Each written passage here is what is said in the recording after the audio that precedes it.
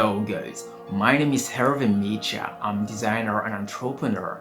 Today is a pleasure for me to start by these different tutorials to help you to reach the next level. If you are interested by design skills and investment, you are in the good place because I'm here to help you to become better. As an industrial designer, it's very important to invest in yourself. Do you want to improve your soft skills and hard skills? Do you want to become more confident, more consistent, and do you want to clarify yourself?